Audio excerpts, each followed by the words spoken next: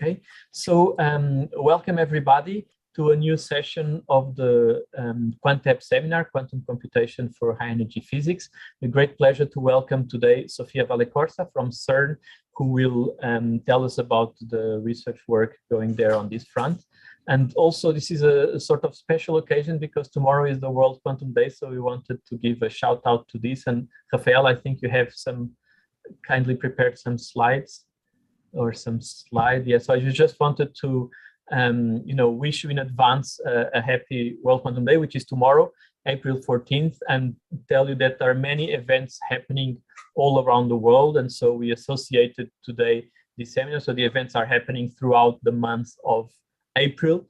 Even if the World Quantum Day is April 14th, the events are happening all throughout the month of April. Some even started in March, like the Italian Quantum Weeks, 3 weeks of activities there, and some are extending to May. So do join, do engage, do participate, do retweet, and do submit your event to the website worldquantumday.org.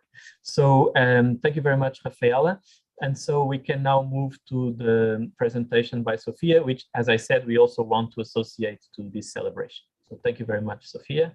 Thank you, Ritter. And I'm sharing my screen. And as you see, I will pick up exactly where you left off. Thank you very much. So speaking really talking also about the initiatives at CERN. So we will have an event tomorrow. But let's go right away into what I wanted to talk to you about today, which is generative models, quantum generative models in high energy physics.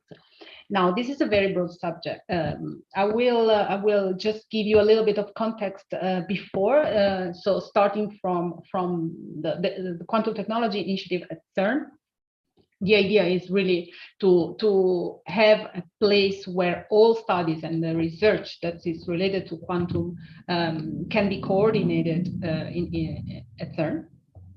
I will talk a little bit about quantum machine learning in general.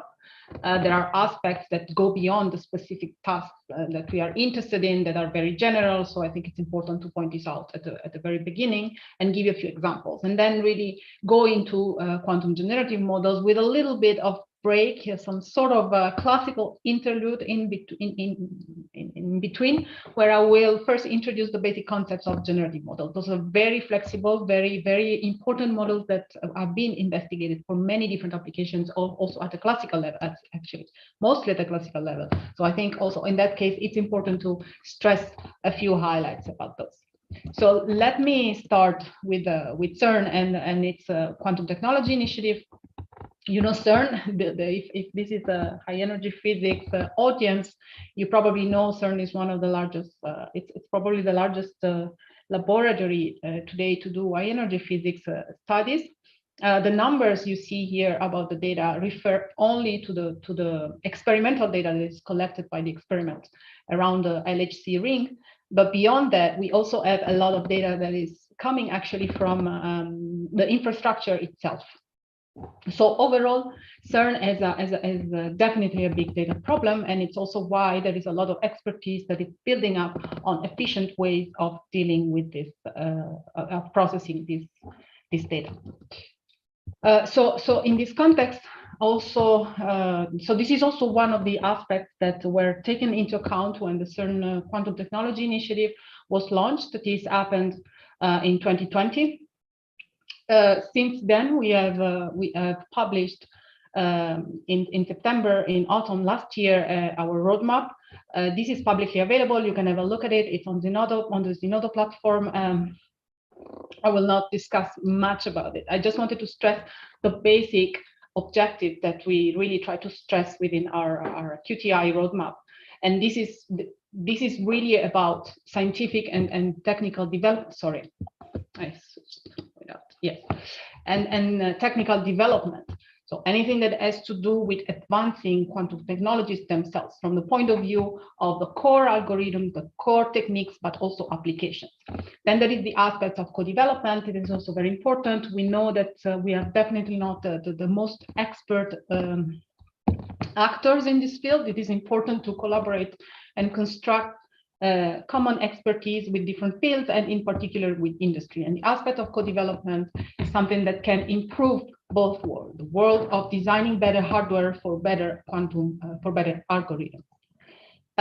Community building, as I said, is also something that it's extremely important. And of course, we can't forget the existence of a big national and international initiatives within the member states and beyond.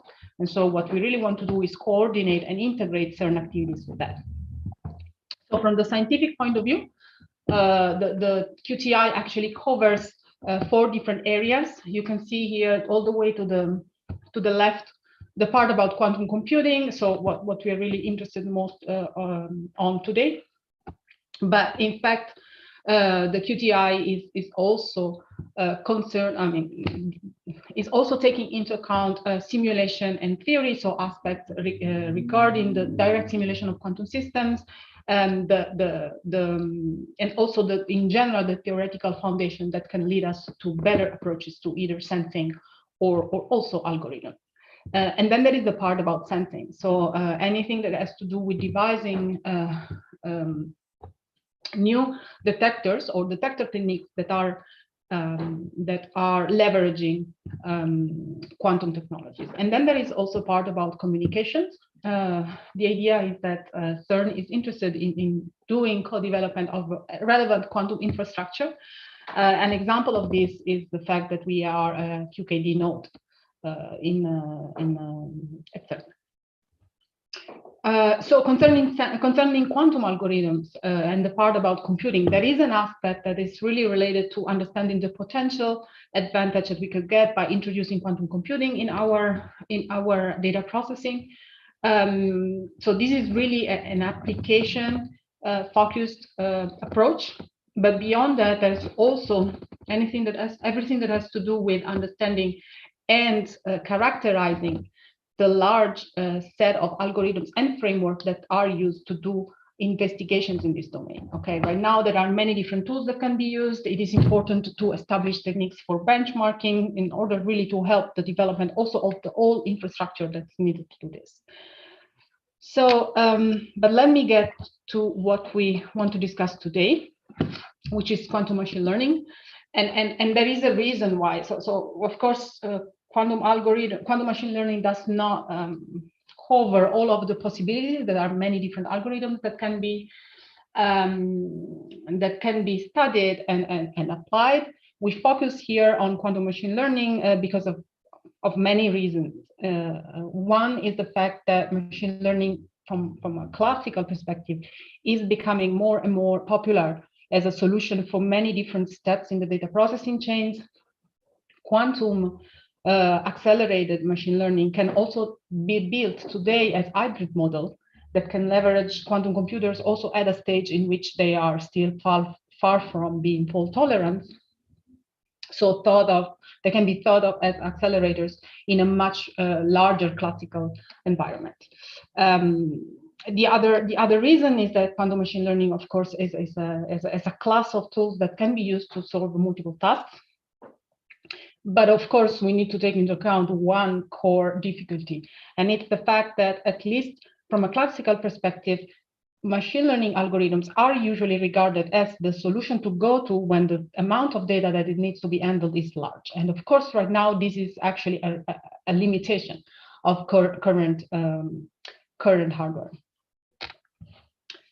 So just to be precise, what I mean when I talk about quantum machine learning, I'm talking about the fact that we want to use quantum computing to accelerate or improve, and we can talk just later on about what this actually means. But as I said, accelerate or improve machine learning algorithms. And the idea is that quantum circuits are differentiable. So in principle, we can train them by minimizing a cost function in exactly the same way we would do a classical setup. There is the aspect about using classical machine learning to improve quantum computing. This is not something I will cover today, but it's actually a very lively field of research as well. Now, if we're talking about quantum machine learning, there are different steps or different aspects that need to be taken into account. So one is related to what I said before. So the fact that we need to be able to handle data that is, that typically is very large, has a very large dimensionality. So we need to devise techniques that will allow us to reduce this dimensionality, extract relevant features, and then we need to find a way of encoding this data in quantum states. Now, the assumption here is that most of the applications you will see that are currently being studied are developing quantum machine learning algorithms to study classical data. Okay, but of course, the situation in which we could study quantum data using QML algorithm is different. Let's say, okay, we don't really have an example of this today, so I will not talk about that. But it's certainly one of the areas in which QML algorithms could really make a difference. Beyond this first step, where you know, the data pre-processing and data handling and data embedding step. So beyond this step, there is the part about defining a model. Okay, defining what is the best approach for the task at hand. You will see that there are different approaches that can be taken. Now, if we take into account what is the, you know, what are the strengths of classical models, and I will get back to the also later on. One of the things that are important is, for example, the fact of introducing nonlinearities, and this is particularly complex in the case of quantum computing, because our circuits are defined as unitaries transformations. And beyond that, there is of course the problem of optimization. How do we do the training of those models, and how do we study convergence? So the idea is that it is true that we can leverage a much larger phase space, the Hilbert space, once we represent the data in quantum circuits. And so this has the advantage of course, bringing us exponential, for example, exponential advantage in terms of data representation. But it's also a problem if our circuit covers a very large portion of the phase space, because this might make convergence more complex. And we'll also get back there. And then there are more practical discussions about what kind of algorithms should be used as optimizers. Should they be gradient-free or gradient-based? What are the practical implementations of those algorithms? Do we have access to tools like backpropagation or automatic differentiation that actually are at the base of the big success of large classical models? So if we go through this step by step, the dimensionality reduction and the data embedding part is definitely the first step that needs to be taken into account. Typically what happens is that, as I said, there is a problem, there is an aspect to this, which is the pure need to reduce the dimensionality of the data set we are going to analyze. But at the same time, we also want to optimize the set of features we are actually using as input, because this can have a big impact on the final task, on the performance of the quantum algorithm.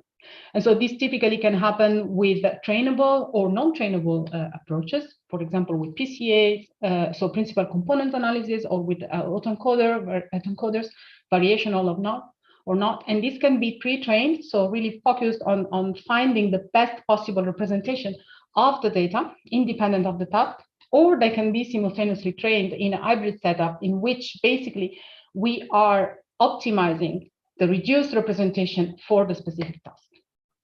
And then there is the problem of, and you see actually an example here in this table, where different kind of data of feature extraction techniques are used for different kind of quantum and classical models. So in this specific case, we are talking about quantum SVMs and classical SVMs. And so you can study how the performance of those models changes when you choose different dimensionality reduction techniques. Data embedding is another choice that can have a big impact on this. There are also in this case a couple of aspects that needs to be taken into account. So one is being able to leverage this exponential compression that we expect from Hilbert space, so from just representing classical data on quantum on qubits. But the other, of course, is how do we actually do that in practice? How do we design our circuits? How large they become, and can we actually run those then on modern hardware? So you see a few examples here, and you also see an example in the bottom plot on how this can affect the performance of a quantum CNN for a binary classification task. So I mentioned possible implementations. I will try to be brief about this because it's actually a very, very broad subject, and we are still at the introduction. But today, most of the work on quantum machine learning is basically leveraging two possible approaches. One is the kernel-based method, and the other one is variational algorithms. So variational algorithms can be mapped to neural network in general as an approach. The idea is to build a parametric circuit and optimize the choice of the parameters through classical loops. So, and again, this is something that can be done gradient-free or not, or with gradient-based method. Again, in this schema, it's fairly simple to also learn the data embedding. And as I said, this is also something that can be matched to the first feature extraction and dimensionality reduction step. And there is another aspect that is very important to this, and it's the idea of really trying to design the architectures in order to leverage whatever symmetry or hidden symmetry is present in the training data. So this is also something that we know has a very strong effect on classical machine learning methods. The kernel methods are the other options, let's say, and this is something that it's actually a very, very popular approach. And the idea here is to interpret directly feature maps. So the way we create our embedding from the classical data to the quantum state, so to interpret this as a quantum kernel. And at that point, we can use all the classical kernel-based training in order to find our optimal performance. Typically, you would have, I mean, a quantum support vector machine would fit, for example, would fall, sorry, in this category. And so the advantage in this case is that you are always, you can be sure that you're going to find a global minimum. Those are typically convex losses. The disadvantage is that it might be converging and over a longer number of iterations. And also in this case, you can work on optimizing classes of kernels in order to leverage specific data structures. So there is a lot of work that is ongoing also on this topic, on this aspect. And just before moving on, I also wanted to mention that this might actually be just an artificial distinction. There is a lot of work that is ongoing in understanding how these two approaches actually relate to each other. And here I quote one that is relatively recent about the idea of mapping, of showing how we can represent. So if we are talking about variational methods as explicit methods in which we are parameterizing some circuit architecture, and kernel-based methods as implicit methods and data reuploading circuits, so cases in which we are alternating layers in which the data is uploaded as a quantum state to cases to layers in which we that are defined as parameterized circuits. So we can, it is proven that we can actually represent the data reuploading approach using explicit linear models. Okay, and these, as I said, and they in turn can be reformulated as implicit kernel methods. And so this has a whole set can have a whole set of consequences in estimating what the performance of what the model will be in terms of the final labeling error. In this case, the problem at hand was a classification problem, or in case of generalization. Now, this is also very important, and I briefly wanted to mention the problem of model convergence. It's something that can really So some part of this problem is intrinsic to the quantum nature of the algorithms we are trying to optimize, and part of it instead is coming from it's already a phenomenon that is well known and is present also in the classical domain. Okay, so as I said before, given the size of the Hilbert space, whenever we design a model and we study convergence, we need to be able to find a compromise between the expressivity of our circuits, their ability to converge and to generalize. Okay, because these are properties that need to be tuned. And then, of course, there is the problem of Barren plateaus. And as I said, this is something that exists already in the classical case, and it's the problem of gradients that can vanish exponentially. In the classical case, exponentially with the number of layers, and in the quantum case, exponentially with the number of qubits. And this is an effect that can be triggered by different causes. Either circuit initial, the way we initialize our circuit, the way we define our losses. For example, loss function locality might work better for shallow circuits with respect to global losses. Or the choice of specific architectures. And here I give two examples of three tensor networks and CNN that are architectures that are particularly robust in terms of the problem of Barren plateau. So before going to examples, I just wanted to mention briefly what is it that we are looking for when we talk about quantum advantage for quantum machine learning. So very early on, it was already clear that quantum computing was very good at accelerating linear algebra. So this really is one of the reasons that triggered interest in quantum machine learning, which is based on linear algebra, right? So there is a whole discussion about looking for runtime speedup. Now, of course, this has to be mitigated. This possible advantage is mitigated by everything that is related with realistic implementation. So the time it takes to do data preprocessing, load it on a quantum computer, and getting the results out. Okay, so there is a balance that needs to be taken into account. But there are other possible definitions we might be interested in. For example, the complexity, what's called sample complexity, the size of the data set is needed to for the model to learn efficient representation of the underlying probability distribution and the idea of representation of power. Are quantum methods better suited to learn complex probability distribution functions with respect to classical methods? Okay, so those are all open questions.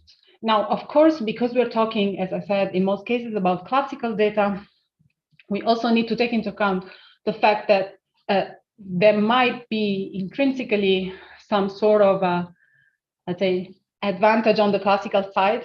So we end up in a situation in which, in order to really design models that are expected to perform better than the classical one, we really need to be able to explore the full representational space, the large Hilbert space.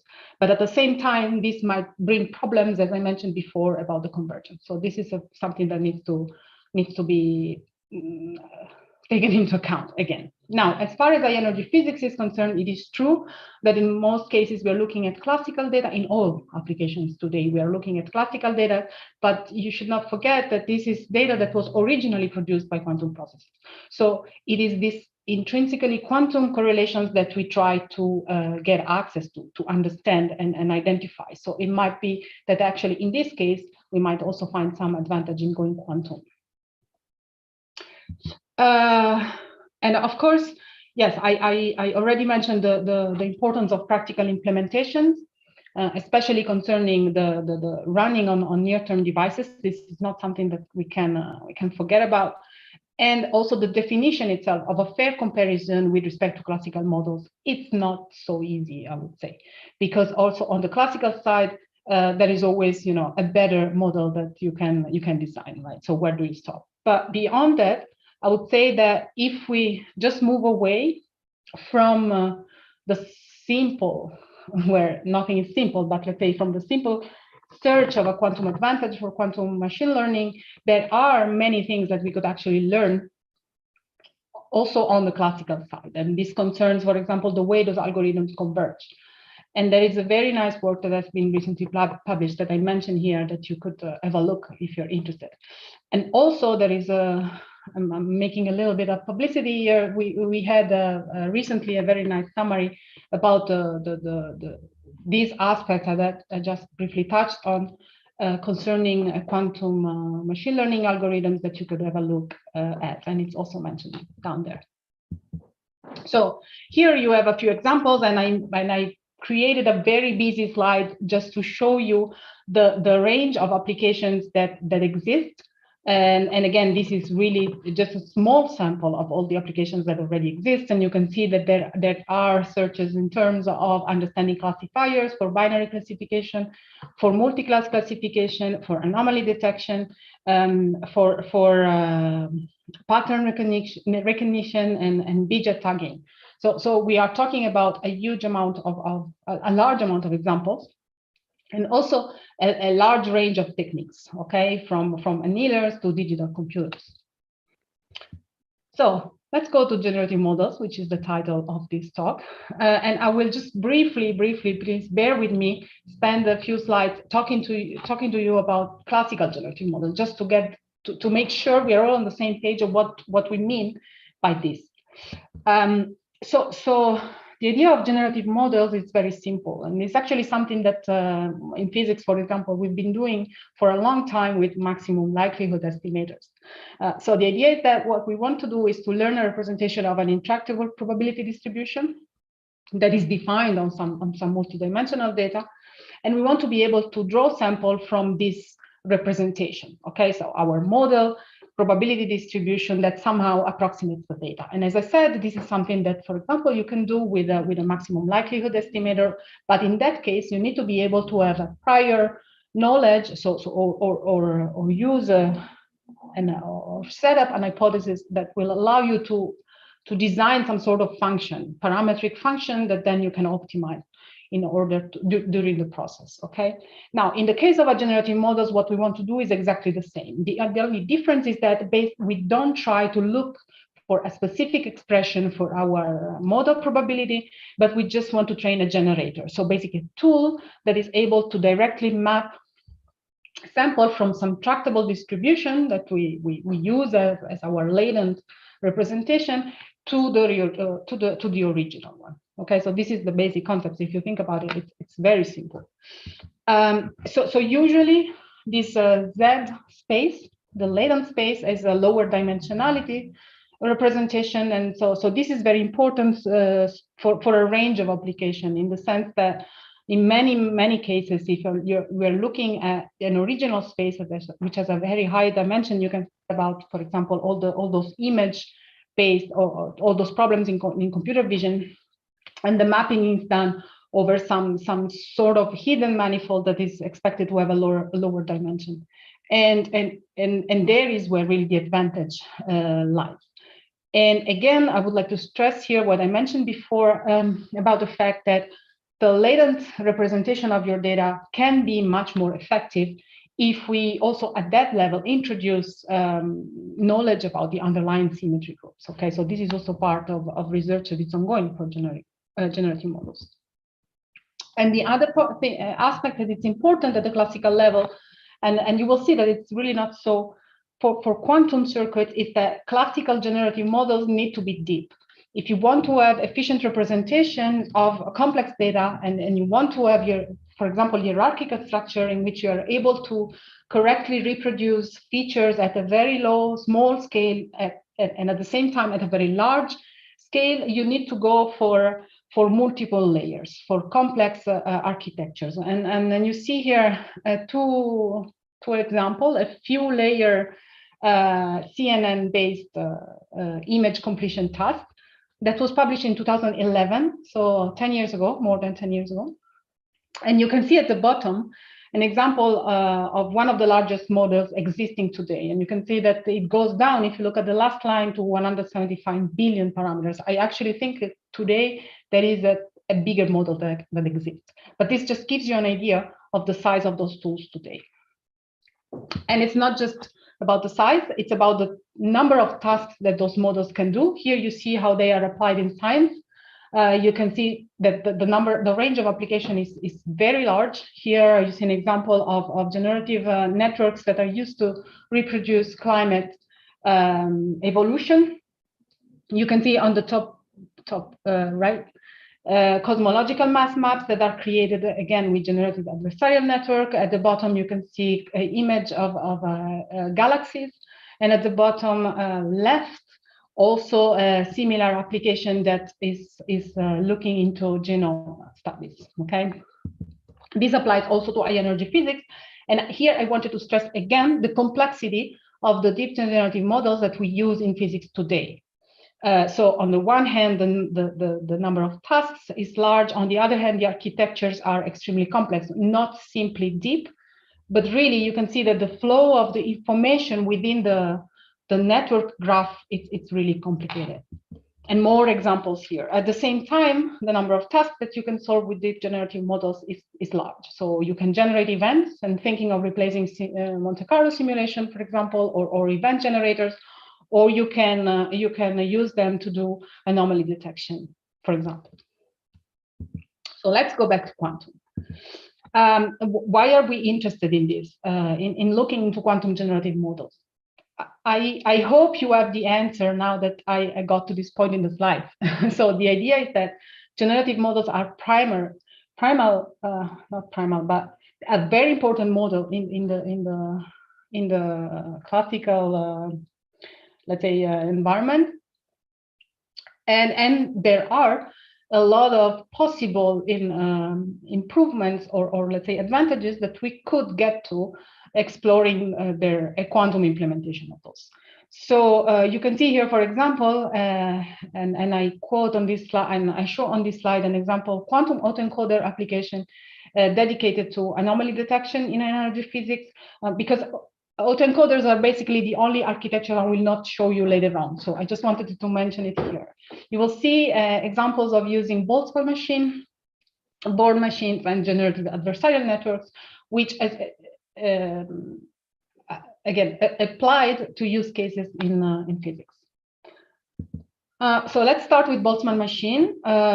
Just very briefly, those are well known also as classical models. The idea is really to set up a system that models the probability as a Boltzmann distribution. So if you imagine, for example, you need to compute the expected value of some physics observable, what you would do is to define a probability function and then minimize the free energy. Okay, the free energy is intractable. You can define a variation of free energy, and that actually what you minimize. So you can do this also in a quantum setup, where if you replace basically the energy function with an Hamiltonian. And you can see here on the right that basically that the same or the same range of applications that can be defined for classical models can also be defined for quantum one. This is a picture that was taken from basically one of the first papers that proposed quantum Boltzmann machines. So I will show you an example of how we use this. We don't actually use Boltzmann. So Boltzmann machine can also be considered generative models, but the way we use it in this example is actually not a generative problem. This is a quantum reinforcement learning problem in which we use the free energy of a quantum Boltzmann machine as an estimate of the Q function in the process of training a reinforcement learning agent. So just very briefly, if you aren't familiar on how reinforcement learning works, I will just explain that the idea is that what you want to do is to train an agent to act on some system in order to get to a specific goal. And this is really a feedback loop-based training in which the agent interacts continuously with its environment. It receives a reward and understands whether the action that it has taken it's good or not. And so there are different ways of setting up training. One of those is one of the ways of doing that is to set up classically a deep, typically a feed-forward neural network, so a deep Q-learning setup, in which the neural network is used to estimate to approximate the reward basically of the agent. So we did the same by replacing the neural network with a quantum Boltzmann machine that is trained by minimizing its free energy. So this work was inspired already by an existing example that was proposed a few years ago to solve a very simple grid problem. So the case in which you want to train an agent to go from a specific point in a two-dimensional grid to another point.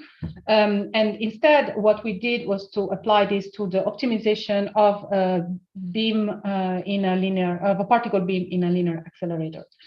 And so the Boltzmann machine in this case is trained on the D-wave annealer.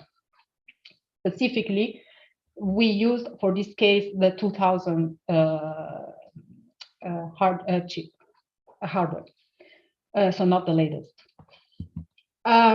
So just very briefly, this is one of the first results we obtained for a simplified example, the case in which we have a one-dimensional problem, so a simple beam that we model as a taking into account the deflection angle, and we define the reward as basically the integrated intensity on some specific target.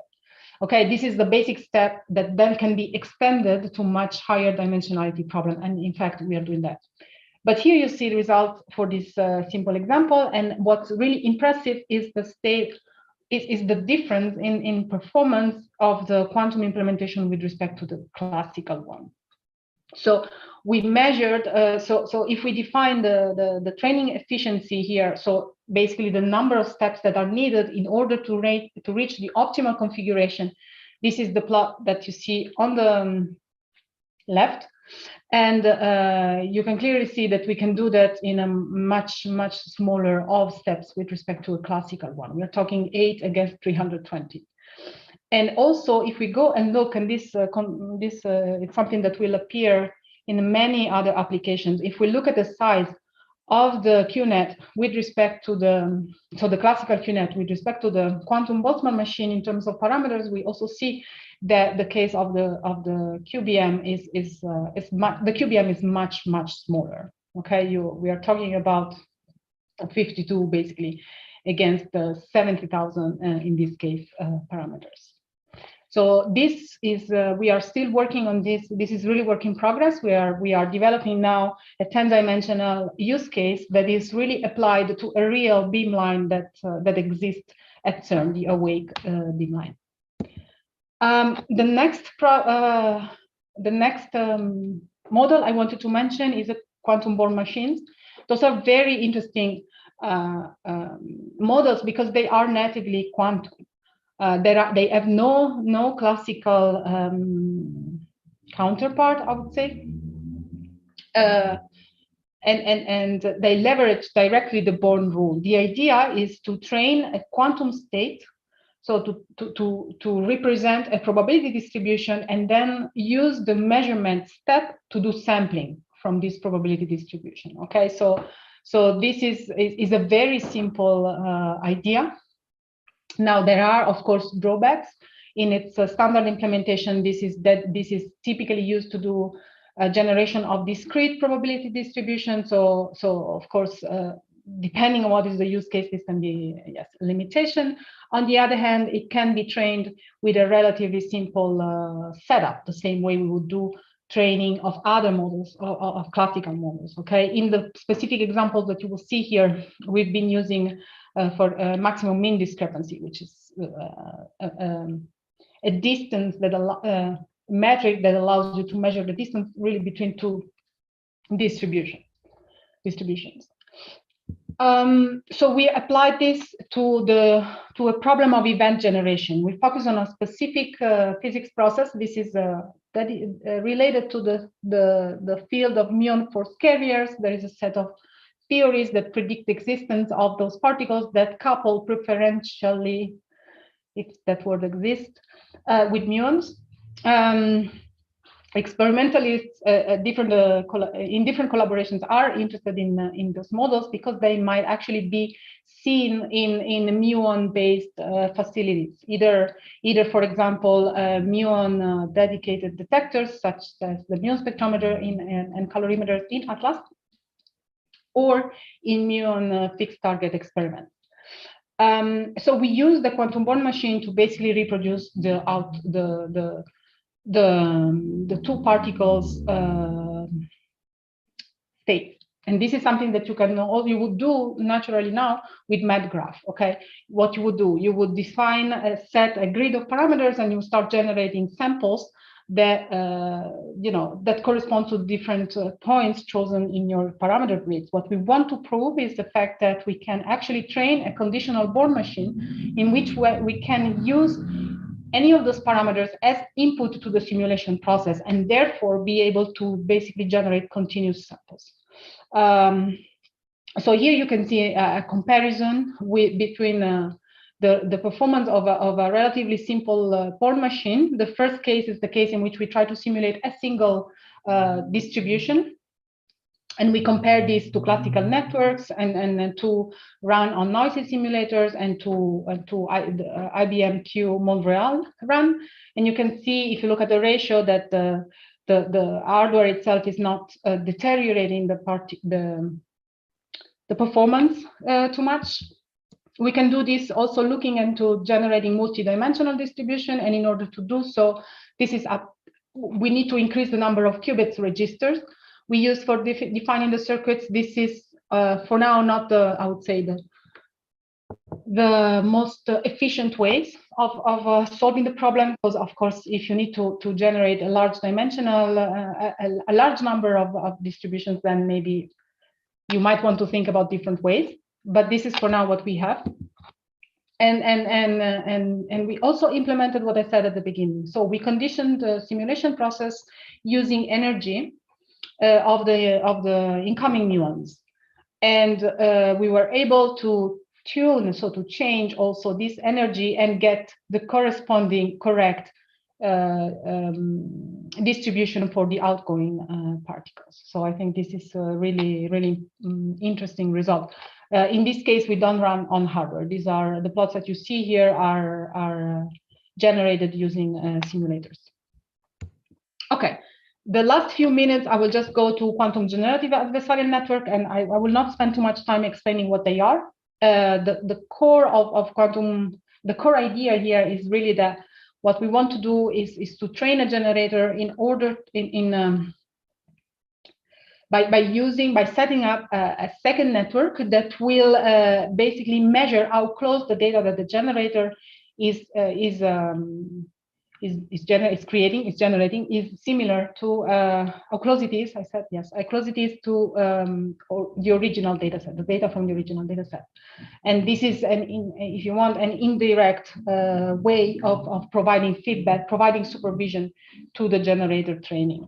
So the quantum implementation of this, so there are a few architectures that already exist, and in most cases what you actually have is a hybrid setup in which you have a quantum generator that is trained against the classical discriminator. So it's actually the generator network, only the generator network that is a quantum. And the trick here is really to be able to interpret the measurement in order to map it back to the original data set. So the original the features that we are trying to generate. So we apply this to a problem of calorimeter training data. I will not spend, this is actually a model we have developed some time ago. So many of you might be already familiar with it. It is inspired by a real problem, the idea of simulating energy depositions in quantum calorimeters, in electromagnetic calorimeters. But what we do is we simplify the problem very much, bringing this down to a one-dimensional distribution, basically the energy that the particle deposits along the depth of the detector. And so the first model we had developed was actually just an optimization of a model that had been proposed by IBM as a solution to load random distributions on quantum state. And we were able to train this model to reproduce 1- and 2-dimensional distributions, as you see here, by using 3 qubits or 6 qubit circuits. This model became kind of a baseline we used to do a lot of other tests. And in particular, what we were really interested in seeing was the effect of introducing noise in the network training. Now, this is for me, it's an interesting problem also from the point of view of classical machine learning, in the sense that there are cases, and in terms of kind of networks, a kind of problem, kind of noise, in which the noise can actually improve on on the training process. Okay, so we wanted to see whether this is also the case for the quantum implementation of those systems. And in particular, because I didn't stress it too much at the beginning, but one of the reasons that could lead to Barren Plateau is actually the existence of noise on quantum SOC. So what you see here is a study on the performance of the network with respect to increasing levels of increasing probability of readout noise. And what we find out, so you can see that we go from about 1% to 5 to a very unrealistic, likely 10% probability. And what we see that up to reasonable values, the performance of the network stays very stable. Now, it's also true that unfortunately, GANs are not the most stable models to test in terms of convergence, because the training process is actually defined as a saddle point search. So you can imagine, oh, this is actually not stable at all. And so we do see that. So we do measure the fact that there is some intrinsic instability in the training that has actually nothing to do with either the noise or the number of times we rerun the training. Okay, so this somehow limits the amount of information we can extract from this kind of work. We also try to see whether we could improve or whether using error mitigations for very large noise values could have an effect. We do see that this happens only when we get to very large noise probability. This, however, is not, I mean, if you look at the probability values here, you will see that those, again, as I said, are relatively unrealistic amounts, okay, in most cases at least. Another interesting thing we saw is actually that if we run training hyperparameter scans in noisy environment, then you will see this again. This happens also in the classical case. You will see that there is a change in the importance of the different hyperparameter trainings with respect to noise. And then we ran on a full noise, so realistic noise setup. In particular, in this case, you see a noise model that is simulated for the IBMQ Manila. Also, in this case, so taking also into account gate level errors, we do see that the network manages to converge. And so this led us then to the test we ran on the hardware itself, which is consistent with what we expected in the simulation, from the simulation. Before concluding, I just wanted to go to, I just have a couple more slides. I just wanted to show you a slightly more complex model. So the specificity of the model you just saw, we used for all those previous studies, is the fact that this is actually a model that is meant to learn the average distribution from your data set. You can't really use it easily to sample new events. So what we wanted to do is to overcome this limitation. And when we developed an extended and more complex model in which we have 2 generators instead of 1.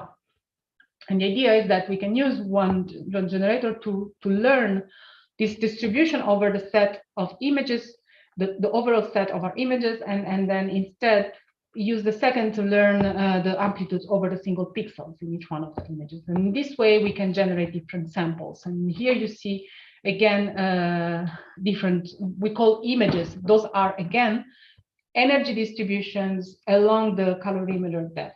Okay, so you can see here example samples that are generated and the mean image. There is still one limitation to this model, and this is related to the fact that the number of different images that can be generated is related to the number of qubits we have in the circuit. So there is still some work to do also in this case. Also in this case, though, we ran benchmarks on hardware, and what we wanted to do was to compare this work, the performance on the IBMQ and on a hardware based on a completely different techniques. So trapped ion based hardware. So we ran on IBMQ, and what we did see was that it actually matters in the sense that if we train the same network on a noisy simulator and then we run the train model on the 2 different hardwares, we unfortunately get different results. So this is something that needs to be clarified. There is probably some work at the optimization level. We know that different kind of architectures might profit from actually using slightly differently optimized gates and circuits. So this is something we didn't look into, but it's probably what we will do in order to better understand what's going on here. And I think this is the last thing I wanted to show you, and I can get back to the invitation to tomorrow's event. Thanks. Thank you very much, Sofia, for this very great talk. Thanks a lot. Thanks once again. And so we have a few minutes for questions. So please go ahead, just raise your hand, or even feel free to unmute and go ahead. So I see a question by Abhishek. Please go ahead, Abhishek. Thanks. Hello, Sofia. Thank you for the talk. I have one is basically a general question about this using like quantum machine learning in HEP. So like you kind of said that, okay, so a lot of data we have is being generated from like quantum processes, but I don't really like see the connection, because essentially all the data we are feeding into like a lot of this like near-term hardware or near-term algorithms is always usually classical. Yes. So I'm wondering like if you can kind of talk a little bit about that. And I do have like another like really like technical question, but if you can go ahead. Thank you. So one question at a time. Okay. So the first about yes. So unfortunately, I didn't include a slide illustrating exactly what I wanted to say in that case. I think at this point it would have been helpful.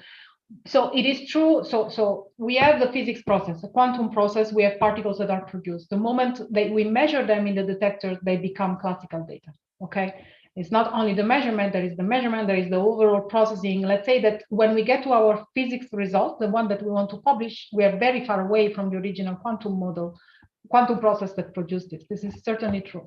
But at the same time, what we usually do is to study, for example, how the correlation between the particles that were produced in a collision event, how they are, okay? What is their shape? How do they look? What are the most important particles? How they are scattered across the volume in the detectors? So all those kind of things are classical correlation, but they are related to the original quantum process that is driving their structure. So this is what I meant when I say that even if we analyze classical data, which is the output of measurements in our detectors, what we really want to do still is to get back to understanding the quantum process. And because of this, maybe we could design quantum circuits that are well suited to do it. This is the meaning of that. And okay, yeah, thanks for that. Yeah, so this is like more like a really like technical on this like quantum reinforcement learning, the work you have shown here. So this is in regards to the actual like using hardware. So this like 2000 Q devices. So like from what I understand is when you're using like a quantum Boltzmann machine, you're not really like guaranteed to sample from the correct Boltzmann distribution, mainly because the device itself is like in a thermal environment and has has an effective temperature, which is not true for like a classical like RBM. So I'm wondering like if you like came across this in your work. Yeah, so that's so where there is a lot of parameters that actually come in. I mean, I didn't mention at all that come into play when we are talking about implementing this on quantum annealers. So far, what we did, this was I wasn't clear. We didn't really run on the. No, we did run. Yes, we did run we did a small test on the 2000 Q. And yes, so you take this into account by tuning the parameters of your annealing process, basically. And so you can do a lot of you can do a sort of hyperparameter searches. And this is what we did. So we did optimize our run with respect to the conditions of the hardware, the performance of the hardware. Okay, thank you. Thank you very much, Abhishek and Sofia. More questions, please. I see one in the chat. I don't know. Yes, you're right. Sorry, and I forgot about that. That's my fault. This was by Peter Morgan. So let me read it. Sorry, Peter. I saw it during the talk and then I left it for the end and I missed it. So Peter asks, QML may not be a likely use for quantum computers for quite some time, if ever. Also, the hardware is far from being ready for anything useful for maybe 10 years, question mark. Could you comment on this, please? Here is a recent overview paper on the limitations and challenges of QML. And there's the paper. So okay, I can open the paper, but maybe I can give you while it loads. Yeah. So this is actually the paper I link in my slides.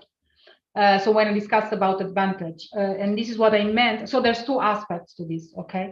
So one is exactly what's discussed in this paper, with it, which I very much agree. I think the interest in QML is beyond proving that or finding an advantage with respect to classical method. So there are a lot of things that we can learn by if we just move away from this. From having this like the unique goal, okay, we can learn how to work better on optimization techniques. We can learn how networks can actually represent a probability distribution. We can learn about how to optimize our architectures with respect to the data sets themselves, to the properties of the data sets themselves. And a lot of this is already happened. If you look through the literature, you will find that there is a lot of studies that are looking into linking symmetry properties or geometrical properties that you can identify in the data for the design of neural network of machine learning structure, kernels or neural networks. So those are things that can come out of studying QML algorithm. But beyond that, yes, fault tolerance is something that is still far away. But we're starting to see quantum computers, so quantum hardware that it can be used as I mentioned at some point in the talk as an accelerator in larger hybrid setups, so within larger classical infrastructure. And if we think about it that way, then the amount of or the number of hybrid solutions to many problems, so hybrid quantum machine learning algorithms that can be realistically applied to many problems increases. So I think this is a way to also to look at it for near-term devices. Okay, thank you very much, Sofia. So we are about to finish the time. I still don't know if there's a final question. Let me close the chat to make sure I see all the participants.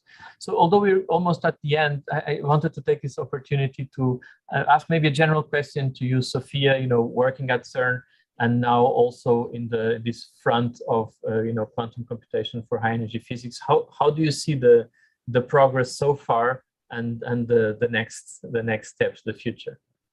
I think so far we spend a lot of efforts, and so I think the work that has been going on so far is really exciting. There has been a lot of enthusiasm that rose and a lot of people that started to look into different directions and building prototypes and trying to see how very different topics in the data processing chain could profit from this.